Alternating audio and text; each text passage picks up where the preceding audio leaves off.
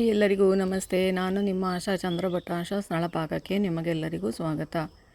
ಇವತ್ತು ನಾವು ಸಾಯಂಕಾಲದ ತಿಂಡಿಯ ಜೊತೆಗೆ ಮಾಡುವಂತಹ ಒಂದು ಯಾವುದೇ ಪ್ಲ್ಯಾನ್ ಇಲ್ಲದೆ ಕ್ವಿಕ್ಕಾಗಿ ತಯಾರಿಸುವಂತಹ ಒಂದು ಬಜ್ಜಿಯನ್ನು ಹೇಳಿಕೊಡ್ತಾ ಇದ್ದೇವೆ. ಇದಕ್ಕೆ ದಾವಣಗೆರೆಯಲ್ಲಿ ಅತ್ತಿಕಾಯಿ ಬಜ್ಜಿ ಅಂತೇಳಿ ಹೇಳ್ತಾರೆ. ಅಲ್ಲಿ ಇದು ರೋಡ್ ಸೈಡಲ್ಲೆಲ್ಲ ಬೇಕಾದಷ್ಟು ಸಿಗ್ತದೆ. ಮಿರ್ಚಿ ಬಜ್ಜಿ ಹಾಗೂ ಅತ್ತಿಕಾಯಿ ಬಜ್ಜಿ ಅಂತೇಳಿ ಬೇಕಾದಷ್ಟು ಸಿಗ್ತದೆ. ಈಗ ನಾವು ಅದನ್ನು ನಮ್ಮ ಊರಲ್ಲಿ ಮನೆಯಲ್ಲಿ ಹೇಗೆ ಮಾಡ್ಕೊಳ್ಬೋದು ಅಂತ ಹೇಳೋದನ್ನು ತೋರಿಸ್ಕೊಡ್ತಾ ಇದ್ದೇವೆ. 1 ಕಪ್ಪಷ್ಟು ಕಡಲೆ ಹಿಟ್ಟು ತಗೊಂಡೇನೆ. ರುಚಿಗೆ ಬೇಕಾದಷ್ಟು ಉಪ್ಪು, ಅರ್ಧ ಟೀ ಸ್ಪೂನಷ್ಟು ಜೀರಿಗೆ, ಅರ್ಧ ಟೀ ಸ್ಪೂನಷ್ಟು ಓಂ ಕಾಳನ್ನು ಕೈಯಲ್ಲಿಗೆ ತಿಕ್ಕಿ ಹಾಕ್ಕೊಳ್ಬೇಕು. ಒಂದು ಸ್ವಲ್ಪ ಕೊತ್ತಂಬರಿ ಸೊಪ್ಪು.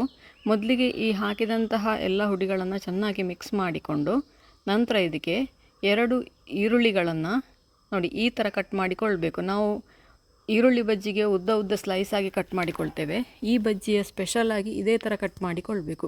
ಇದಕ್ಕೊಂದು 2-3 ಟೇಬಲ್ ಸ್ಪೂನಷ್ಟು ಕೊತ್ತಂಬರಿ ಸೊಪ್ಪು. ಇಲ್ಲಿ ಖಾರಕ್ಕೆ ನೋಡಿ ಯಾವುದೇ ಬೇರೆ ಮೆಣಸನ್ನು ಹಾಕೋದಿಲ್ಲ.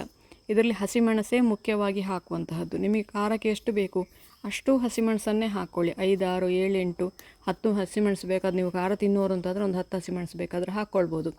ಆದರೆ ಹಸಿಮೆಣಸಿನ ಖಾರವನ್ನು ನೋಡಿಕೊಂಡು ಹಾಕಿ. ಕೆಲವು ಹಸಿಮೆಣಸು ತುಂಬ ಖಾರ ಇರ್ತದೆ. ನಾನು ಯೂಸ್ ಮಾಡಿದ್ದಂತೂ ತುಂಬ ಖಾರ ಇತ್ತು, ಹಾಗಾಗಿ ನಾನು 2 ಹಸಿಮೆಣಸು ಹಾಕ್ಕೊಂಡಿದ್ದೇನೆ.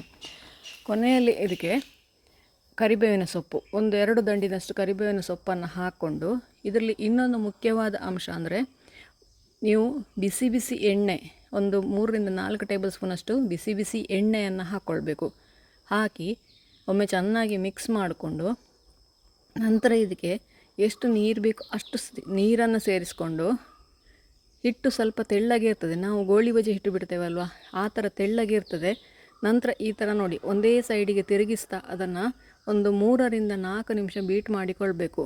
ನಿಮಗೆ ನಾವು ತೂತು ವಡೆಗೆಲ್ಲ ಬೀಟ್ ಮಾಡ್ತೇವಲ್ವ, ಅದೇ ಥರ ಬೀಟ್ ಮಾಡಿಕೊಳ್ಬೇಕು. 3-4 ನಿಮಿಷ ನೀವು ಎಷ್ಟು ಅದನ್ನು ಬೀಟ್ ಮಾಡ್ತೀರಿ ಅಷ್ಟು ನಿಮ್ಮ ಬೋಂಡ ಉಬ್ಬಿಕೊಂಡು ಬರ್ತದೆ. ನೀವು ಕಡಿಮೆ ಬೀಟ್ ಮಾಡಿದಷ್ಟು ಬೋಂಡ ಉಬ್ಬುದು ಕಡಿಮೆ ಆಗ್ತದೆ.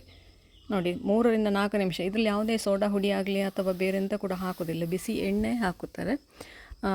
ನೋಡಿ ಎಣ್ಣೆ ಬಿಸಿಯಾಗಿದೆ. ಈಗ ಎಣ್ಣೆ ನಾವು ಫಸ್ಟಿಗೆ ಬಿಸಿ ಆಗಲಿಕ್ಕೆ ಇಟ್ಟಿದ್ದೇನೆ, ಯಾಕೆಂದರೆ ಅದಕ್ಕೆ ಬಿಸಿ ಎಣ್ಣೆ ಹಾಕಬೇಕಿತ್ತಲ್ಲ, ಹಾಗಾಗಿ ಎಣ್ಣೆ ಬಿಸಿ ಆಗಲಿಕ್ಕೆ ಇಟ್ಟಿದ್ದೆ ನಾನು. ಈಗ ಇದಕ್ಕೆ ನೋಡಿ ಅದನ್ನು ಬಿಡುವ ಕ್ರಮ ನೋಡಿ. ನಮ್ಮ ಈರುಳ್ಳಿ ಬಜ್ಜಿ ಹಾಗೆ ಅಲ್ಲ, ಅದನ್ನು ಉದುರಾಗಿ ಬಿಡ್ತಾ ಹೋಗೋದು. ತುಂಬ ದೊಡ್ಡ ಬಜ್ಜಿಗಳನ್ನಾಗಿ ಮಾಡಲಿಕ್ಕಿಲ್ಲ. ನೋಡಿ ಈ ಥರ ಸಣ್ಣದಾಗಿ ಬಜ್ಜಿಗಳನ್ನು ಮಾಡಿಕೊಂಡು ಅದನ್ನು ಎಣ್ಣೆಯಲ್ಲಿ ಗೋಲ್ಡನ್ ಬಣ್ಣ ಬರುವವರೆಗೆ, ಅಂದರೆ ಬಂಗಾರದ ಬಣ್ಣ ಬರುವವರೆಗೆ ಚೆನ್ನಾಗಿ ಫ್ರೈ ಮಾಡಿಕೊಂಡ್ರೆ ನಿಮ್ಮ ಅತ್ತಿಕಾಯಿ ಬಜ್ಜಿ ಅಥವಾ ದಾವಣಗೆರೆ ಸ್ಪೆಷಲ್ ಅತ್ತಿಕಾಯಿ ಬಜ್ಜಿ ರೆಡಿ ಆಗ್ತದೆ. ಇದಕ್ಕೆ ನೋಡಿ ಹೆಚ್ಚಿನ ಇಂಗ್ರೀಡಿಯೆಂಟ್ ಏನೂ ಬೇಕಾಗೋದಿಲ್ಲ. ನಮ್ಮ ಮನೆಯಲ್ಲಿರುವಂಥ ಇಂಗ್ರೀಡಿಯೆಂಟ್ಗಳೇ ಸಾಕಾಗ್ತದೆ. ಇದನ್ನು ಹುಳಿ ಬರಲಿಕ್ಕೆ ಇಡಲಿಕ್ಕಿಲ್ಲ ಅಥವಾ ಬೇರೆ ಏನು ತರಲಿಕ್ಕಿಲ್ಲ.